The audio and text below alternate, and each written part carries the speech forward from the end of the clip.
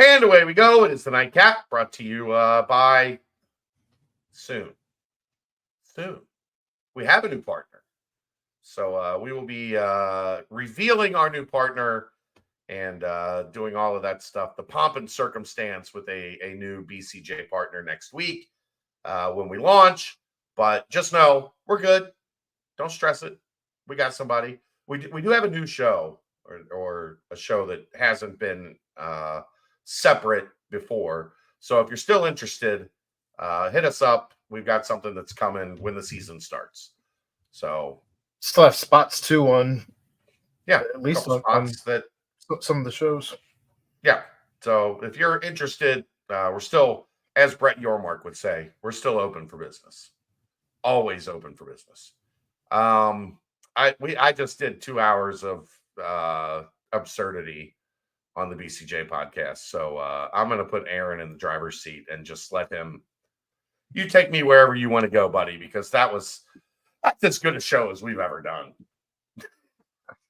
I'm going to be happy for you, for Bearcat Journal in general, if Keegan comes back and is still just wants to be employed here. So good on you, Keegan. I don't know that I would have handled it quite as well as you did. Oh, you would have quit halfway through. You would have been out. I also wouldn't have done literally any of those things. Right. That's the problem. Well, it's not. If you're wondering what we're talking about, the BCJ podcast from tonight was epic. It was 80 minutes of roasting Keegan. So speaking of Big 12 media days, there were two polarizing interviews, I guess, that stick out to me. The first one coming yesterday with Mike Gundy and the way that he is handling the Ollie Gordon situation blows my mind. If you're not familiar, he more or less said that Ollie Gordon, he blew a 1.0. The legal limit is 0.08. He looked it up because he wanted to know what the legal limit was. Talked about how that's 2, 3, or 4 beers, and he's done that 1,000 times. And the only real penalty that should be incurred is running the ball 50 times in the first game. I mean, he said the quiet part out loud. You don't say that in public to people unless you're Mike Gundy and you're not worried about your job security, I guess. Like, they're not firing him there. So he can say whatever he wants. I personally have made that choice that I don't do that. A lot of people make the choice that they do that. You know what they don't do? Is they don't just go out in public and go, I drink and drive all the time. I don't know what's the big deal. Crazy. I guess to me, I would have just, you're playing usually nobody at the beginning of the season, send the kid for a game early on, something. You're going to be in big trouble if Ollie Gordon doesn't play in the first half of the first game. Just say we're handling it internally and move along. I don't know what the thought process was there. It just seemed, in today's atmosphere, a wild stance to take. Yeah, no, I drink and drive all the time. Like, I don't know, it's no big deal. I've done that. Who hasn't driven with a 0.1 blood alcohol content? That's like a common Tuesday for me. Come on, Mike. He's a man. He's 50. I think he's pushing 60. I think that was 20 years ago that he did that. It's roughly 20 years ago that he did the I'm a man, I'm 40 thing. You are correct. In any case, shut up. Just shut up. Just don't say it. Like, don't. I don't know. I will also say, Aaron, it goes back to that thing we always talk about, that everybody wants coaches to be candid and say what they want to say until they're candid and say what they want to say. And then everybody has a problem with when they do it. But look, man, that probably would have been best kept to yourself. And I'm sure while he's not going to be in any trouble, there are people at Oklahoma State going, man, come on. Can you not do that? Please Pretty please. Just an odd stance to take. Just a strange hill to die on, I guess. Yeah. In any case, the other one I wanted to talk about was Coach Prime today, because of course he's going to say stuff that stands out. His shtick to me is getting a little corny when you talk about we don't fit in, we fit out. But thanks for inviting us into the conference. We do appreciate being here. What? Yeah. So the thing with Prime is the only way it works is if he wins big. Like big. It doesn't work at 8 wins. It doesn't really work the way that he does. I mean, he had somebody carrying his backpack. Like, well, you're coming off of 4. You're coming off 4. It's not 8. I know. You're coming off of half of that. I know. And what I'm saying is he has to get to 10 or 11 for his persona to not eventually wear very thin. And look, as a kid, he was a Red. He was the best player in the NFL, or one of the 2 or 3 best players in the NFL. In fairness, he did mention Cincinnati being a city that he loved. And of course, he was talking about the sellout of Cincinnati and the Colorado-Cincinnati game being a sellout, which does happen to be Parents' Weekend. Thanks, Dan Horde, for mentioning that. But he, I don't know. He spoke glowingly about the city anyway. Said that he did want to play both sports here. He was never given the opportunity to play football because reasons I'll never understand. But just a strange. I don't know. It's kind of to your point. I wonder how long it's going to take for it to wear thin, because if you're not winning with Shedeur and a guy who plays 2 ways, I just is elite at both. I just wonder how long he even plans on being there. Are you going to stay there after Shadeur's gone? I don't know what the end game is, and he finds some weird paths to take when he's speaking to the media. When Keegan said you got 100 people lined up waiting to talk to you in a scrum, and you just walk past everybody like you're new to the conference. Of course, people are going to have questions for you. They have the podium like up, and it's the big stage, and everybody's there and asking questions. And then when you walk off the podium, there will be a group of reporters waiting to do like a scrum after you do the big podium thing. I'm pretty sure every coach did the scrum except Dion, who just walked off the stage, walked past the 100 reporters, and kept it moving to whatever the next scheduled thing was. Just poor form. It's poor. You're new to the conference. Do the things. I also assume like he knew like that would be a 30-40 minute thing if he stopped. Doesn't have to be. You don't have to answer every single question. You can have your SID predetermine how much time you're going to spend there. We do have to move along to the next scheduled event. It's at a certain time. You give 5 questions, 8 questions, whatever. Move along.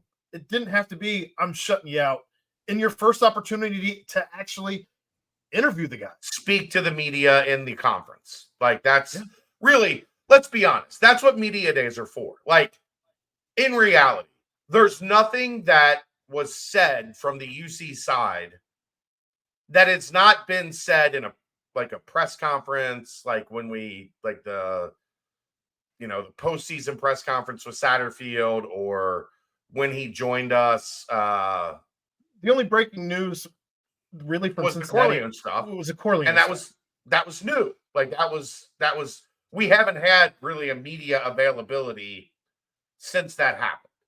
Right. So obviously that was going to be what everybody was talking about.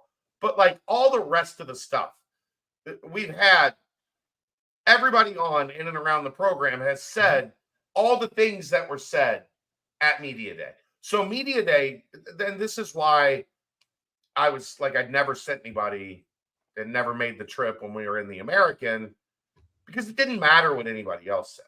Like we were covering Cincinnati and the rest of the league was really kind of insignificant on a broader scale.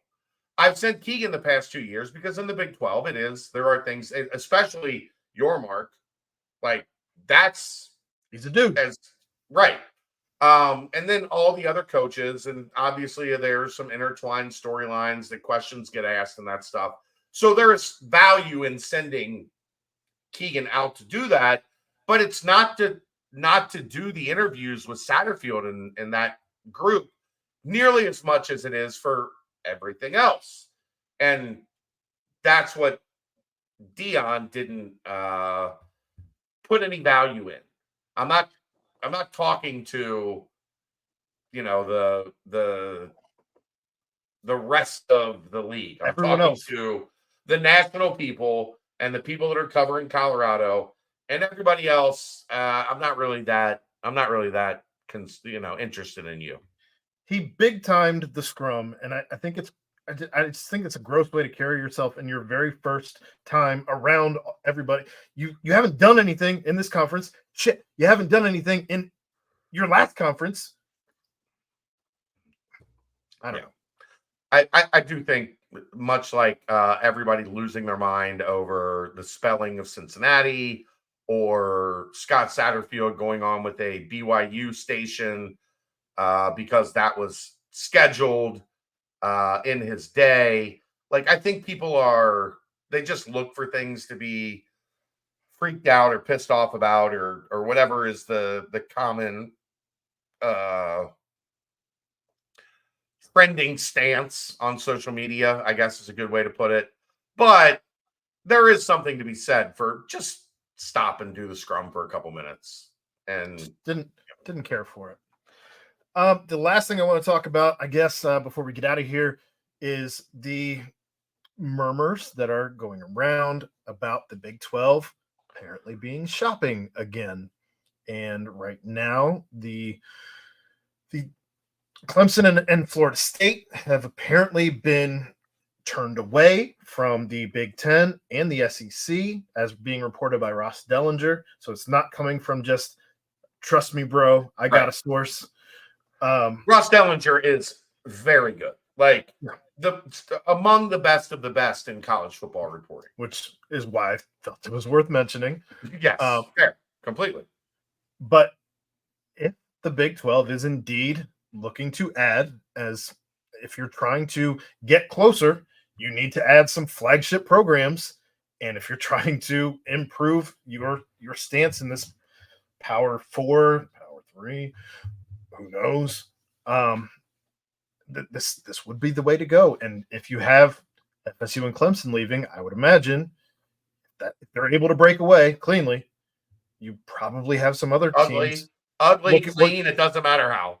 You probably have some other teams, though, looking for a suitor as well. And I think there's some interesting teams when you start looking, if you're trying to build the basketball brand as best you can, you start maybe looking at a North Carolina, a Duke, a Virginia, a Miami. So I'm surprised that there's not, if there's not SEC Big Ten interest I'd agree. in those two. That is surprising to me, but I guess we've been talking about the potential of those two to those leagues for so long. I think we just assumed it was still natural, but guess what? I think we're at a point where almost the only way those leagues could make room for that is punting people. And I don't think we are at that point in the musical chairs where yet. I'm not saying it's not coming. I'm saying yet. But for the Big 12 purpose, you're not getting anybody from the Big 10 and the SEC. They're not coming to the Big 12 unless they get punted. Like, nobody is willingly being like, I'm in. Hey, fellas, you guys got a spot or two for us? That's not happening. So in that scenario, I mean, you're not getting any bigger than Florida State or Clemson. Like, the only way you're going to be able to close the gap is to bring in somebody that is perceived as kind of what Texas and Oklahoma were now that they're gone. Florida State and Clemson, if they come into the Big 12, guess what's going to happen, Aaron? Every year, Florida State and Clemson are going to be picked to win the Big 12. And that's how I'm talking about perception. That's how you change the perception of the Big 12. Not only are we a 20-team league or an 18-team league or whatever, but we now have 2 national brands that, are right up there with Alabama and Georgia and Ohio State and whatever. I don't know. I know when we were talking about the potential of UConn or the potential of Gonzaga or whoever, name whatever school who's been mentioned since Cincinnati has joined the Big 12 as being potential partners in the future, this moves the needle for me far more than any other school previously mentioned. North Carolina would still move the needle for me pretty significantly. I agree. North Carolina they've not been mentioned at this point in time as potential suitors until now. They're kind of being one of those teams as a next step if you're able to pry Clemson and FSU. Yeah. Now the thing I would say, Aaron, is I would think there would be more value in North Carolina to the Big Ten and SEC than there is. Sure, because they're accredited. Yeah, they're accredited, so it's a little different than they're an AAU university. They're like I've talked about this a bunch of times. I don't think people understand how important that is. The appeal of North Carolina. How big that fan base is nationally. How much, if I would give you 10 choices as to what is the biggest network in 24/7, North Carolina would not be in any of those, right? We've had that conversation. They're number 1. I know. Crazy. Their fan base and their reach. By a lot. Not by a lot, but their fan base, and they're consistently number 1. They are consistently the top dog. So that would be interesting if you break up the top of the ACC, or you give the ACC members options, and Florida State and Clemson do end up in the Big 12. I don't think that necessarily means that the Big 12 just gets the automatic pick of the next best 2. Because I do think there's Virginia to the SEC, North Carolina.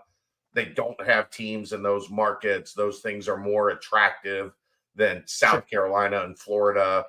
The Big Ten would want Virginia, which is one of the best, public academic institutions in the country. North Carolina. So there would be more dominoes to fall that wouldn't make it just where the Big 12 gets okay, well, we're onboarding all the ACC teams that we want. But in terms of football, they don't have anything bigger than Florida State and Clemson to offer. So if you can get them, that's a massive splash and a massive boost to the reputation of the Big 12. Go get it done, Brent. Brett. Yeah, well, it's confusing here. There's so many of them. That's all I got. All right, that's going to wrap it up. We'll see you tomorrow night. I don't know what we'll talk about. We'll talk about something. That's the Nightcap, brought to you by Bearcat Journal, right here on BearcatJournal.com.